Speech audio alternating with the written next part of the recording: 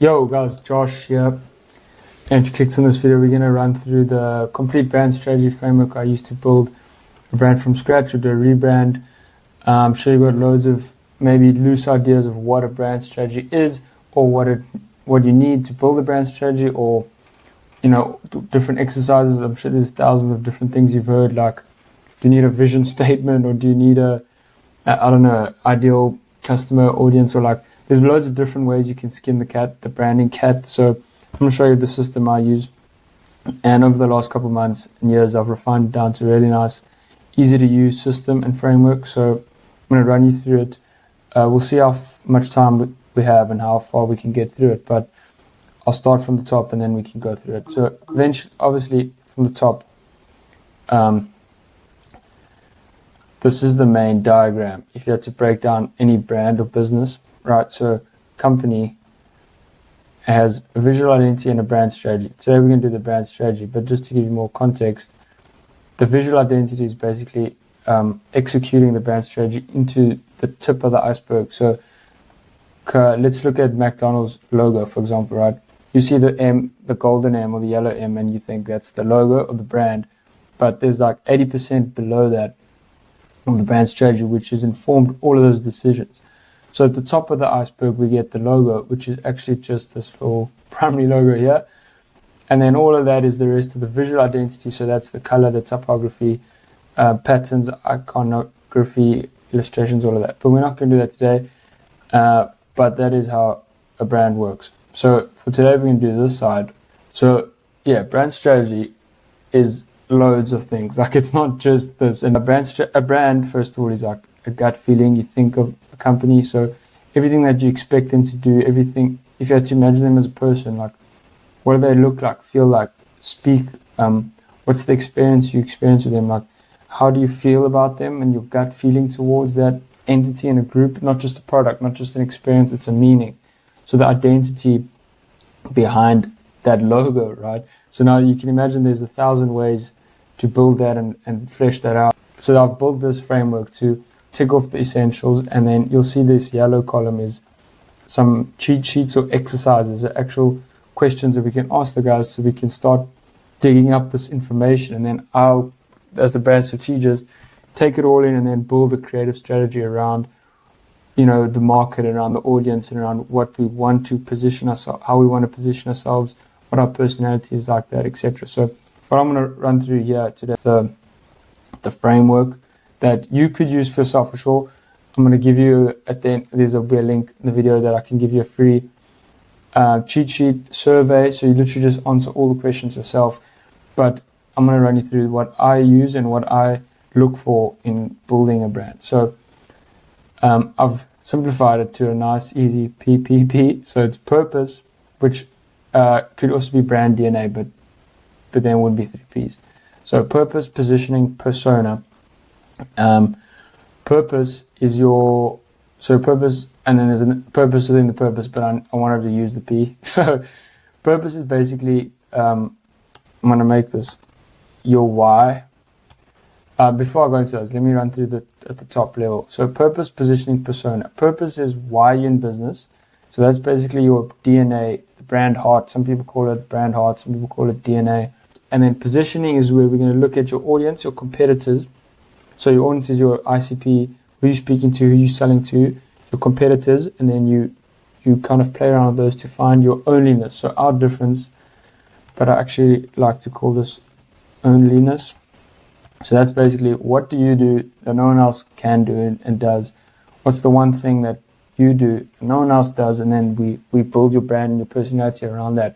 We want you to become the master or the go-to or the expert in your niche. And the only way to do that is to build your own niche, right? To be the go-to decision, like the default option for the buyers in a market is for you to create their market and become the market. So the only way to do that without doing it blindly and like an idiot is to research the gaps in the market. So look at all your competitors, what they're doing. Okay, I'm actually going on a rant here. Let's start with purpose. And then persona would be how you look and feel. So if you had to turn your business into a person, the personality you like. But I'm going to say that for the end. Right. Purpose is why. So I'll break it down into 4 exercises. Why in business? Now, I'm not going to go into depth now, but I'm sure you've seen that golden circle from Simon Sinek and the book Start With Why.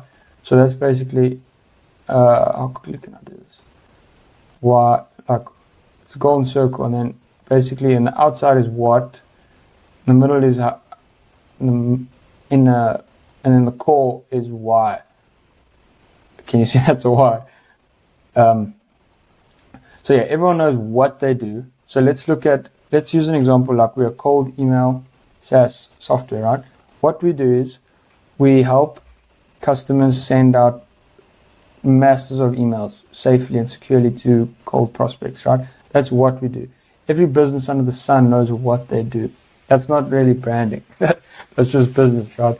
Then how we do it is that you look at, for this cold email example, how maybe we have the most secure frameworks and hosting systems. I don't know, we super reliable, super trust. None of our emails lie in spam. That's how we do it. Like, we've got tech guys that build this code. That's feature driven, right? Why we do it is now you get into the marketing side. The branding side, sorry. Like, why are we even in business, guys? Like, from a higher level than any of the features. Like, why are we in business other than to make money? Have you ever thought of that? It's quite difficult when you put it like that, right? So, other than financial gain, why are you in business? What is the bigger good? What's the solution your product's trying to solve for your customers' lives? Like, I'm not even going to use that. Like, how are you going to change your customers' lives? Like, that's why people buy a brand, because subconsciously it changes their lives. It feeds into their identity. So the exercise doesn't solve this problem, but you also need to consider your customers in mind with this. Like, you obviously need to be aligning with your customers. You're not going to say your purpose first and then find your customer afterwards. And a bit of both. So you kind of got to play around the two. So there's by no means like a linear process. Vision is where you want to go. So what is your 10-year goals, 5-year goals? What impact you want to leave in your customers' lives, in the market? Think about that, and obviously align that with your customers as well. If they align with your vision, they're going to think, oh, cool, they see themselves in your brand. And then that's when they buy from you, because they're subconsciously buying from someone, person they like and love. That's why you've heard sales guys, people buy from people they like and trust, right?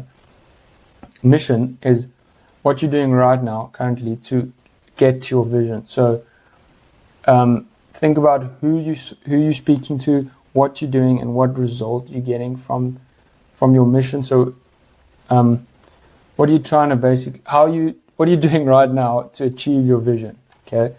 Values is values you hold close that you can keep as like a go-to guide to achieve your mission and your vision. So I'm not going to do this now, but it's also nice to flesh it out past a couple words. So don't just say integrity, honesty, and discipline. Like, every single business says that. It's so boring. Try to think of a little sentence, flesh it out to a little word, include a bit of your personality in there. Like, suits, you're not only formal if you wear a suit or something like that. It includes a bit more. Okay. Then we're going to go into positioning, which is, so now positioning includes 2 sections, and then it kind of results into the third. So that's your audience, which analysis would be like, what does everyone else in the market do? And now, in the back of your mind, you're trying to find something that your business and your company does that no one else does. That's how you become a leader. That's how you charge more. That's how you get people. You start attracting clients, because you're the only person in that niche market, but you just created the market, right? And in order to do that successfully, like I said earlier, you need to see where the gaps in the market is. So let's say we're a cold email software, right? We're running with that example. Let's say every other company serves they targeting massive corporations and 50 plus, 100 plus staffed, funded massive corporations. And then there's other guys that are their kind of onlyness is that they are super reliable, super safe. So then we look back and we say, okay, let's say your business is XYZ emailing or whatever, right? and you think, okay, maybe no one's targeted small freelancers. Like there's not an email software there that strongly position and aim, like they stick the flag in the ground and say we help small freelancers and small agencies. Maybe you want to take that approach. That's how you run the competitor analysis. And then if you go further in depth, obviously you're going to look at the demographics, psychographics, goals and desires of your, oh no, I got this mixed around. This is your ICP. I don't know what I was doing earlier. And then this is competitors. So then to get your competitors, you'd go comings, their strengths and their uniquenesses of your competitors, and then you bounce off that, bounce off what your audience wants and bounce off where you want to be and kind of find the middle. Consider everything they're looking for. Basically, they're looking for someone who can tick their boxes. Now, you obviously want to position yourself as that person. Let's say they have, now we're moving to our ICP, sorry, I'm going fast here. So the demographic and psychographics, let's say they have a need or like a shortcoming, a craving to get more leads. They want to front up. There's so many different deep down things, what the people actually want. And then you got to basically figure that out and include it in your strategy and subconsciously play with that and trigger and poke at their needs. So your brand positions as the solution to their problems, right? And then subconsciously they start buying from you. They don't just buy from you once, because if they buy from you once, they're buying a product. The reason why effective branding is so powerful is because people buy into your brand and into your identity. They come back for more and more because without them, they're not the same. For example, Apple, I would not start buying Samsung now because it doesn't speak to my identity. I am a person that thinks differently. That's why I buy Apple. Okay, you get it. Owniness is now you look at your ICP and your competitors and you create your owniness. A good way to look at this is use this example. You're the only blank that blanks. So find something that you do and no one else does and become the best at that. That's how people will end up only choosing you. Owniness will go into more things like your strengths, your X factor and the brand role. So brand roles like if you look at the buyer journey of a customer, let's say they start off and they have this big void of they need X, Y, Z. Your company and your business solves that problem. That's how you position yourself and you actually emotionally connect with your customers. Okay, persona is the last P, like I was saying, and that's basically now we're getting closer to the tip of the iceberg. So imagine now deep down is the rock solid identity. The strategy, why we're doing everything that the customers can't really see. And our persona is turning that into a human. So consider your brand turn it into like a person. How would the person look, feel, touch? How would they behave? What would they say? How would they say? Who would they say to? All of that sort of stuff. So now you come with the tools and the exercises and the information, and you shines a light on the direction your brand needs to take. Is your purpose and your position? Are you getting closer to your visual identity, persona? You look at your archetype. You get, I think it's 10 or 12 different archetypes. You choose one of those, and that's a great kind of true north for how your brand would behave. And then appearance is how you would look. So a good exercise, I call it the this or that. We have this loads of printouts that you look at. So say maybe there's a picture of Brad Pitt and a picture of Morgan Freeman. And then you say, who do you think your business, that's your business called XYZ emails, right? Who does your business feel like it's closer to? So we said now we want to, the example we used earlier, we want to target smaller freelance agencies. So maybe we'd be more of a Brad Pitt. Appearance also includes, I don't think it's here, but a mood board, which includes different colors, textures, photography styles, all that sort of stuff. And then you can see how's your brand starting to come to life. How do you look and feel? What colors would you use? Do you use a serif font, sans serif font? Are you clean? Are you old, timely, classic? Are you modern? So that's when you start to flesh that out. Tone of voice and messaging. So tone of voice, I actually like to call this personality, because it's more than a tone of voice. So it's what you be saying. How do you say things? If you're a person, would you be a like a granddad? Would you be like an 18-year-old? How do you talk to your users? So like on your UI on your website, what's the tone of voice like? Do you use industry jargon, or do you speak slang? Do you speak to them like you're your kid? Do you speak to them like your mate? I don't know. You gotta figure that out. And then messaging and story actually. So this is basically the message. So now all of this stuff, right? We know deep down what we want our customers to know. Like we need them to know basically all the strategy. So that's messaging. We'll build some messaging frameworks like a couple sentences that you need to use, and then stories basically explaining the journey that they take. So what's your story, right? Why should they even care about our brand? The messaging frameworks paired with the design works really well, because obviously we need some depth behind it. It's not just pre-designs. We need the messaging is basically the way we communicate our strategy. So that's a wrap, guys. I went on a bit of a rant, but I'm hoping you guys can start to see the depth behind the brand. It's not just the logo.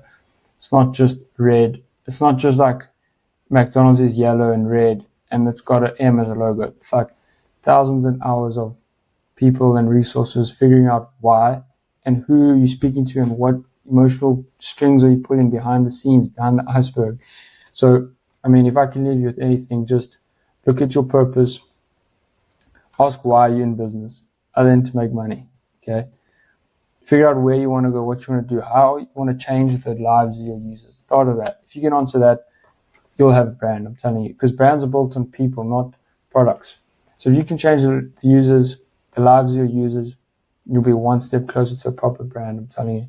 And then positioning, have a quick look at your market. What are the other guys doing? Is there a space? Who do you want? And then play that off your purpose. Maybe there's a gap. No one is speaking to like small freelancers, like we said. Then start to build a personality and a brand around that. So then put your brand and make your brand the onlyness. You need to be the only one that does something. You don't want to play in a field, a red ocean. You want to build your own little blue ocean, right? So don't play in the red ocean where every other single person is the same email, cold system, software with the same arrow. I promise you, have a look. The same arrow or rocket logo. You know, start something different. Put like MailChimp. Put a chimp. That's so different. They're the only person that do XYZ, right? Persona. Start to have a look at archetype. Google it, or else start answering some of these questions. Like, you don't need to build another logo, but just figure out who you're speaking to and why. So that's me done. I hope you guys had value. I'm going to leave that survey in the link below. Completely free. It's like 15 questions, and it'll be like Morgan Freeman or Brad Pitt. No, I'm joking. But there's like 15 really great exercises that basically distills all of this into a quick little fill in yourself survey. So hope you enjoyed this, guys. It's my first video on the channel, so if you guys liked it, I'd really appreciate a like, comment, subscribe. You know the deal. Becoming a YouTuber, smash that like button. But yeah, thanks, guys. And please just ask yourself 3 of these questions. You'll seriously start having a brand. Cheers, guys.